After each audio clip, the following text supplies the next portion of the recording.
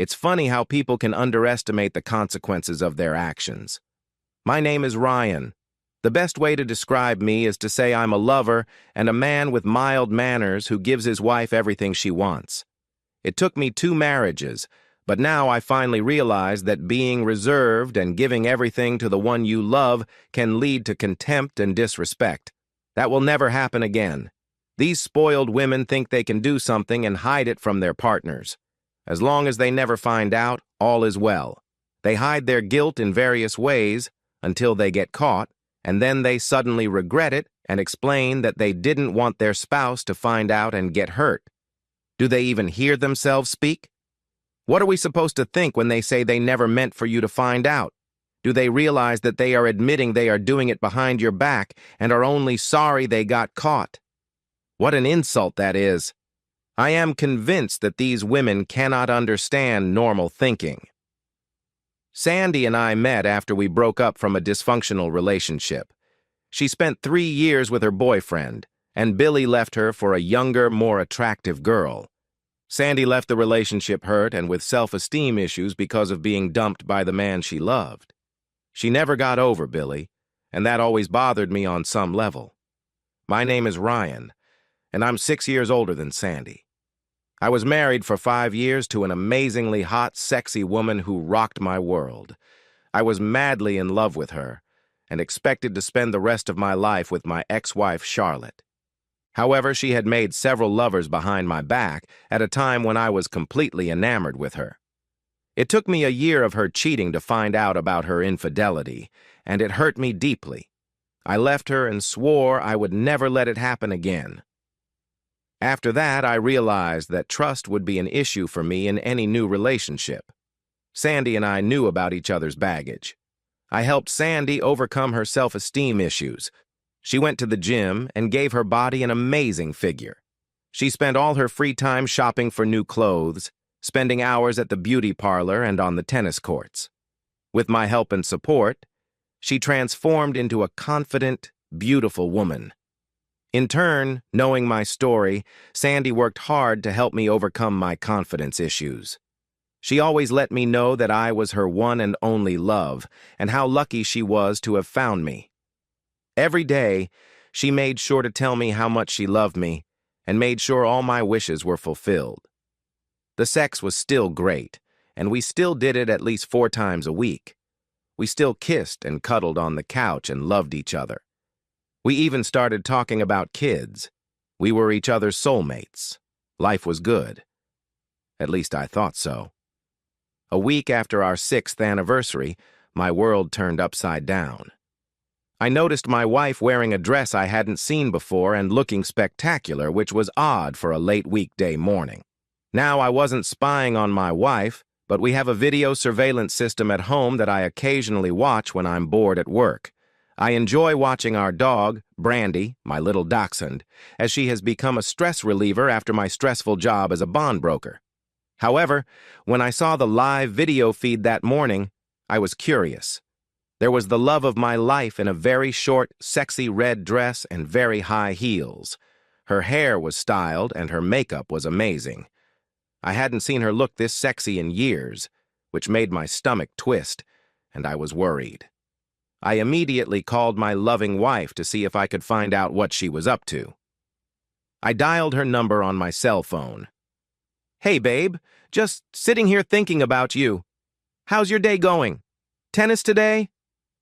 "Hey, honey, I miss you. I don't have anything planned for today. No tennis today because Kara hurt her ankle, so I'm taking the day off." "Oh, that's too bad. I know how much you love to play. What are you gonna do then?" I'm not sure. I don't have anything planned. Maybe I'll go to the gym." "Would you like to meet for lunch? I can stop by the house and pick you up." "That's so sweet, babe, but not today. I'm a little bloated and I'm not really hungry right now. I'll just have a protein shake at the gym. I'll see you tonight. I love you, baby." I said goodbye without my usual, "I love you." I'm sure she caught that because I always say, "I love you" before we end our calls. She lied to me and I need to find out why. Of course, some things die hard, and although I trusted Sandy after all these years, I still had a GPS tracker in her car that I rarely used. I had originally put it there for security, but unfortunately, I was now using it to spy on my wife. As soon as I hung up the phone, I walked out of my office, went to my car, and turned on her tracker. She was heading downtown, and I drove in that direction. My office was near downtown, and 15 minutes later, I caught up with her, noticing her pulling into the parking garage. I parked on the street and waited in the doorway for her to exit the garage. 5 minutes later, my beautiful wife in her high heels and sexy dress was heading toward Fellini's, an upscale restaurant. I stood there feeling my stomach clench and prayed I hadn't been duped by another woman. When I saw her waving to a man in front of the restaurant, I knew I was in trouble. I scooted closer, trying to stay out of sight, and saw him greet her with a kiss. They exchanged a few words as he took her hand and walked inside. I quickly crossed the street and watched through the window as they stood in front of the hostess, with their arms around each other's waists. I noticed Sandy leaning lovingly on his shoulder. Tears began to fill my eyes until anger rose up in me. I wiped my eyes, pulled out my phone, and started taking some pictures through the window. As I started snapping them, I saw him turn to Sandy and kiss her passionately. I took some pictures just as she was responding to him with a reciprocal kiss. My heart broke when she put her arms around his neck and pulled him even deeper. At that moment, I turned on the video camera and captured their loving kiss. The combination of pain in my heart and rage in my head led me down a dark path. Before I could decide what to do, the hostess led them to their table. My blood boiled when I recognized the man, and it was Billy, her ex-boyfriend, the guy who dumped her and ruined her life, and now she was back in his arms. She knew how I felt about him, and that I had made it clear to her that she should never speak to him again. She clearly did not agree with my wishes. My anger took over when I realized that in just the last hour she had lied to me, dressed sexily to meet her ex, kissed him passionately, and is spending the entire day with him. That level of disrespect and humiliation was unacceptable, and it was something I could no longer live with. The promise I made to myself after my last marriage prevented me from being patient and accepting that level of disrespect. It was over, and all that was left was to hear more lies and excuses from my soon-to-be ex-wife. Still full of anger, I drove back to the office and finished the day at my desk, trying to figure out how this could have happened again. After feeling sorry for myself for the next 5 hours, I headed home, already knowing my next move. I wondered if Sandy would tell me the truth about her day or continue to deceive me, as it would make my final move easier. With a lot of effort, I was able to suppress my anger and drove home to face the dissolution of my marriage. As I turned into the driveway of my house, I felt myself crying over the loss of the woman I loved and respected. Sandy was setting the table with a delicious dinner, was dressed in a nice outfit, and was acting very affectionate toward me when I entered the kitchen. She gave me a big kiss and told me how much she missed me. Typical cheating wife bullshit, I thought. The bitch was trying to ease her guilt and make it up to me by showing more love than she had in the last 6 months. As much as I tried to act normal, it obviously wasn't working when she looked at me and asked, "Honey, are you okay? Did anything happen?" I poured myself a tall glass of Mr. Daniels, tried to smile and relax, and said, "I'm fine. It's just been a busy day. Let me get changed and cleaned up for dinner, and I'll be down shortly." In the bedroom, I changed and sat on the bed, finishing my drink and letting the elixir wash over my body. After calming down, I went down to the kitchen and saw my beautiful wife, smiling and happy, with dinner set on the table. She was in a great mood, clearly happy with the day she had spent with her boyfriend. As we sat there together, I struck up a conversation. "This is a wonderful dinner, Sandy. And you dressed so beautifully for me today. Thank you. I love you, honey, and I love cooking for you," she said with a satisfied smile. We sat in awkward silence for a few minutes while we ate. I noticed Sandy looking at me, wondering what was bothering me. Did she feel guilty? Would she tell me the truth about today? I'll find out in the next few minutes. So, tell me about your day and what you did for dinner, I said, with no threat in my voice. Well, after you called, I went to the gym for a few hours, ate a protein bar, and then came home to make you dinner. Pretty boring day, she offered as an answer. She saw my face and noticed my eyes filled with tears, and quickly lowered her gaze to her plate. In a quiet voice, I said, "So, Sandy, how are we going to do this? Do we just meet with the lawyers, or do you want to see a counselor first?" "What are you talking about, honey?" "About divorce, of course," I replied. "Stop being stupid." "What are you talking about?" "I'm talking about the end of our marriage. Divorce, separation, figuring out how we can do this and still be friends." "I don't understand. Why do you want a divorce?" "Really?" "I'll give you a few minutes to think about your question before I answer."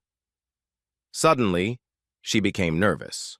Her hands nervously rubbed her glass, and she no longer looked me in the eye. She was silent for a few minutes. "Were you following me tonight?" "No," I lied, knowing it didn't really matter. But for some reason, I didn't want her to know. "Why are you asking me if I followed you? Is there anything I should know?" I could tell she was still confused and didn't know what to say.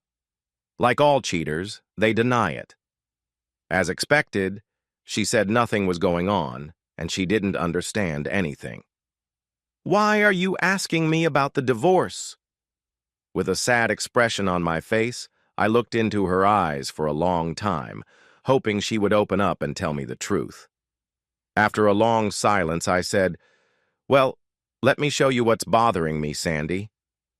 I opened my phone and showed her one picture of her and Billy kissing when they met outside the restaurant. That picture could be explained as a friendly kiss, as a greeting. I didn't want to show her the other pictures until I heard more of her lies. Her jaw dropped, and I saw tears come to her eyes. She'd made excuses, of course. "Honey, I can explain. It was just a hello kiss. Nothing happened. How did you get this picture?" "So how's Billy doing these days, baby?" "I'll tell you how I got this picture. I was crossing the street, coming out of a software store, when I thought I noticed you walking hand in hand into a restaurant. I crossed the street and walked over to the window to see you standing there with him putting one arm around you. My first thought was that it wasn't you, but of course I was wrong. It was you. My second thought was, why is she wearing that sexy dress and high heels? She never dresses like that for me anymore. Then I noticed that you were with Billy, and everything immediately fell into place. I started taking some pictures just as you leaned over and kissed him, and that's how I got this picture. In the next picture I showed her, she had her arms around his neck, and her short dress was scooting up to her ass, which was on display. "You really look sexy in that dress, and your hair and makeup looked spectacular. Were you on your way to a modeling shoot, or were you getting a job as a prostitute? Tell me, why did you dress like that for him? I can't remember the last time you wore something this sexy for me."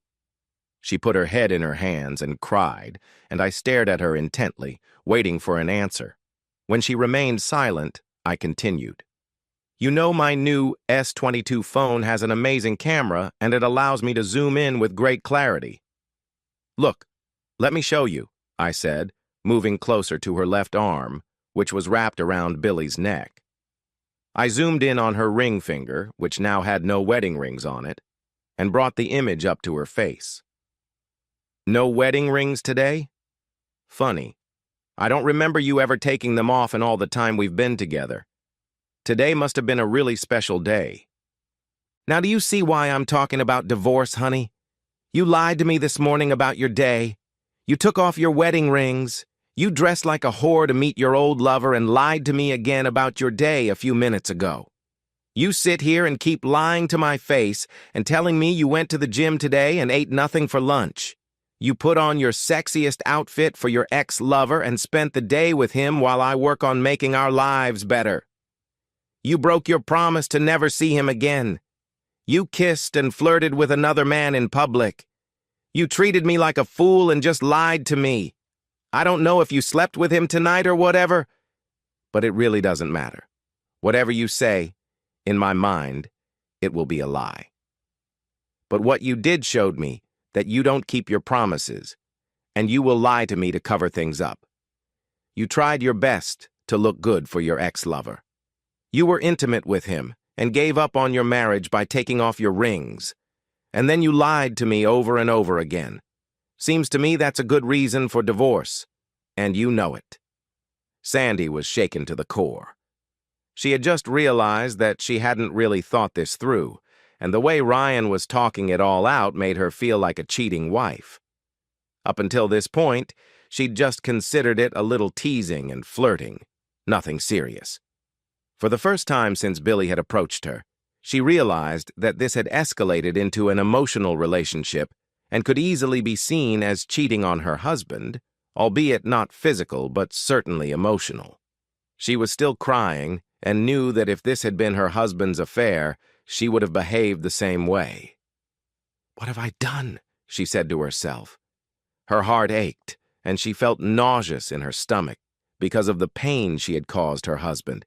She had to get through to Ryan and save this marriage. "Ryan, you have to believe me. Nothing happened. We went our separate ways after dinner, but you have to believe me. Nothing happened. It was just lunch," she said, sobbing and looking for a way out. "I realize now what it looks like, and if things had been different, I would feel the same way you do now, and I'm so sorry. Can you please try to forgive my stupidity?" "It's beyond stupid since you did this to your ex-lover, the one person you promised to avoid. Can you explain why you dressed like that for him without your wedding rings? Can you explain why you held hands and kissed him? Can you explain why you kept lying to my face? Tell me, darling, does it mean nothing to you? And yes, if it were the other way around, I'm sure you'd feel very differently. Ryan, I know this looks bad, but I took my rings off while I was painting my nails. I forgot them when I realized I was late. It sounds lame, and I can't apologize for it, but I can only promise you that I wasn't trying to hide them. He knows we're married. He knows you're married, but he still wants to see you and kiss you passionately in public, and you agreed to everything. That's a lame excuse. Dating your ex-lover behind my back and lying about it is, in my opinion, a deal breaker." A little annoyed, she said, "I'm not sure what to say other than it was just lunch with a friend and I just wanted to look nice." "Well, it doesn't matter. You lied to me and went out with him. What? Do you think I'm a complete idiot? I know this meeting should have been planned ahead of time, and you kept it from me without even bothering to mention it. And when I saw the two of you kissing like that, it was clear you wanted more than I could give you. Ryan, honey, we can't get divorced over something like this. Nothing happened. He was in town and he asked me to lunch. I know I shouldn't have gone, and I know how jealous you are, but we had a long relationship. I figured one lunch after not seeing him for so many years wouldn't be a big deal. I guess I dressed special to show him what he was missing when he left me. I kind of wanted to tell him right to his face about what he lost and how happy I was. It still hurts when I remember how he left me back then, and I wanted a little revenge. Yes, I kissed him, but it wasn't a romantic kiss, but more like two friends just meeting or saying goodbye. You have to believe me. I don't want anything to do with him. Please, baby, let's work this out. I'll do whatever you want." "You will? That doesn't mean anything? You'll do anything I want?" Hearing that she had a chance to save the marriage, she smiled, wanting to hear what she had to do, and said, "Yes, of course. I'll do whatever you want me to do, baby." "Okay, Sandy. I'll give you one chance and one chance only. I just have one request. Let me see your cell phone." "Why?" She looked at me with a puzzled expression. "Well, Sandy, if that doesn't mean anything, then let me see your cell phone. I want to see if there are any text messages for it and what you two have been saying to each other." "No, you don't need to see that," she said, looking down at the floor. She knew that if I read the messages, it would hurt me and reveal a lot of things she didn't want me to see. That's exactly what I thought. So let's go back to my original question. How do we want to do this? On two.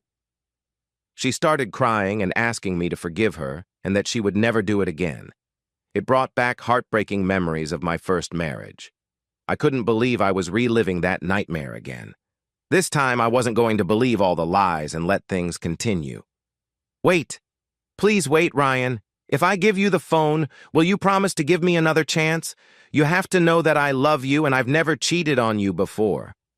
I may have gotten caught up in a stupid online relationship, and yes, with my ex-lover, but I was stupid and acting like a teenage girl. The flirting and compliments were nice, and it all rubbed off on my ego. I know how childish that sounds. If I give you the phone, you have to promise me you'll give me another chance. I can't do that, Sandy, but I promise you, if you don't give me the phone, we're 100% done. My next action will be to call Mark Wilson, the attorney I've already spoken to, and I'll have him draw up the divorce papers this week. She knew there was no other choice, and she knew exactly what I would be reading their romantic texts from the past 2 months. All she could hope for now was that I realized it was a stupid emotional mistake, and she still belonged to me completely. She still believed that since there had been no sex, I would understand and forgive her. In her mind, she needed to let me know that she had never had physical sex with him or anyone else. When Ryan opened the text messaging app, he saw Sandy sitting with her arms wrapped around her head, crying and saying quietly, I'm sorry. Please forgive me for being stupid and an idiot. I love you, Ryan, and there is no one else." The text messages said very different things. The ones that really hit him hard were from Sandy to Bill. "I still love you," was the first phrase that cut like a knife. "I missed you," was another that triggered his anger. The rest of it was as one would expect. They discussed old times and how they missed being together. But the last few messages had hit Ryan hard between the eyes. When she told Billy that her marriage was outdated and that she was bored, and Billy said he missed her marvelous pussy and couldn't wait for them to be one, it hurt so badly he wanted to scream. But her response made him nauseous when he saw a picture of her shaved pussy with the comment, "My little pussy can't wait," causing Ryan to slam his phone shut in disgust and throw it on the table. Well, that opened my eyes. In the end, I'll forgive you, Sandy. But I'm not staying married to someone I can't trust. And it's clear by your actions that I can't trust you. What I just read is what I expected and something I will not allow myself to live with.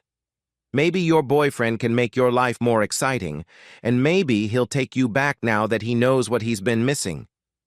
Sandy, I will miss you. But I will find a woman who wants to be exclusive to me and won't disrespect me with lies and secrets. Ryan, what do I have to do to prove my love to you and make you change your mind? Nothing.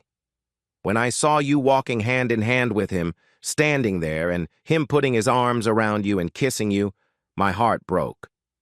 Now, knowing that you send pictures of your pussy and tell him you still love him and then tell him you're sick of our marriage was more than any normal man could handle. It's sad, but I feel like all our time together was wasted, and I was nothing but a fool, working hard, planning a family, taking care of you and our home, only to find you dating an ex-lover.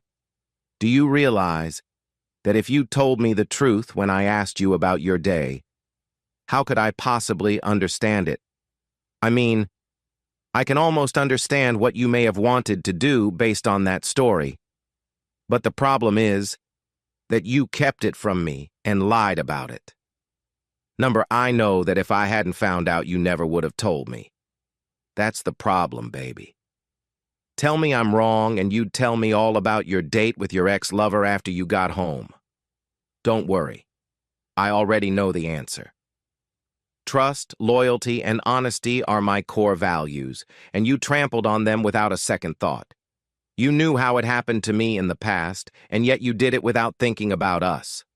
If you had called me and told me what you were doing, I wouldn't have been happy, but I would have let you go to lunch. Now I have to wonder if you've done this before. If we stayed together, I'd have to wonder if what you're telling me is true. What do you do when I'm not around? Are you with him or with other men?